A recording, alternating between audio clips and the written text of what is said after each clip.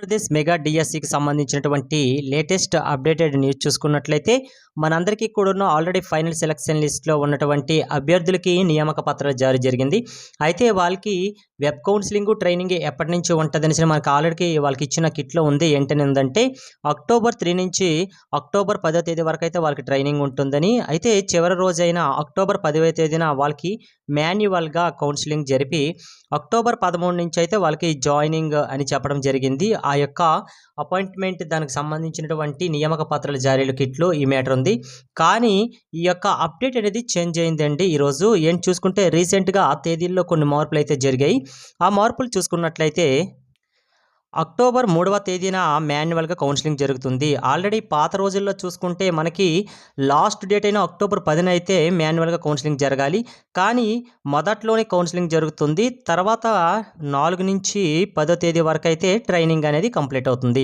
ఆ చేంజ్ అనేది లాస్ట్ కొన్న కౌన్సిలింగ్ డేట్ అనేది ముందరకు రావడం జరిగింది. అభ్యర్థులు కూడా దీన్ని గమనించండి. టైం అయితే ప్రజెంట్ అయితే చాలా తక్కువగా ఉంది కాబట్టి మీరు అన్నీ కూడా రెడీ చేసేసుకోండి. మీ యొక్క ఏమేమైతే డాక్యుమెంట్స్ మాన్యువల్గా మళ్ళీ చెక్ చేస్తారో అవి చూసేసుకోండి.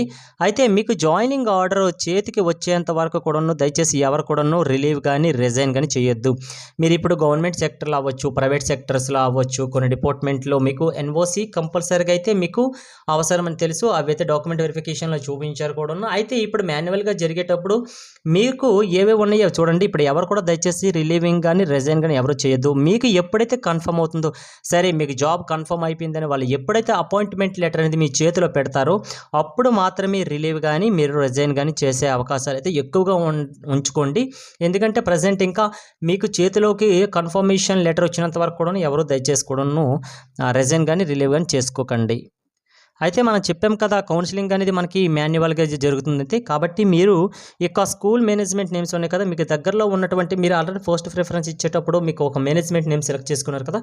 అయితే మీకు దగ్గరలో ఉన్నటువంటి స్కూలు, ఆ స్కూల్ యొక్క పరిస్థితి, అక్కడ మీ యొక్క ట్రాన్స్పోర్ట్కి ఎంత దూరంలో ఉంది, ఇవన్నీ కూడా మీరు ఫస్టే ఐడెంటిఫై చేసేసుకోవాలి. దాని గురించి డిటర్మైన్ చేసుకున్న తర్వాత మీరు ఒక ఆర్డర్లో ఫస్ట్ ఏ స్కూల్కి ప్రైవేట్ ఇస్తారు, నెక్స్ట్ ఏ స్కూలు అంటే ఆ దగ్గరలో విలేజెస్ ఉంటాయి కదా, ఆ విలేజెస్లో ఏ స్కూల్కి ఫస్ట్ ప్రిఫరెన్స్ ఇస్తారో ఆ ఆర్డర్స్ అన్నీ కూడాను ఒక బుక్ పైన రాసుకోండి.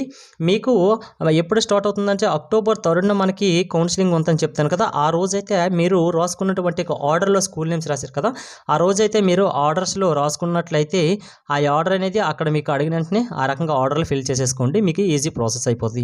Okay, wish all the best అండి.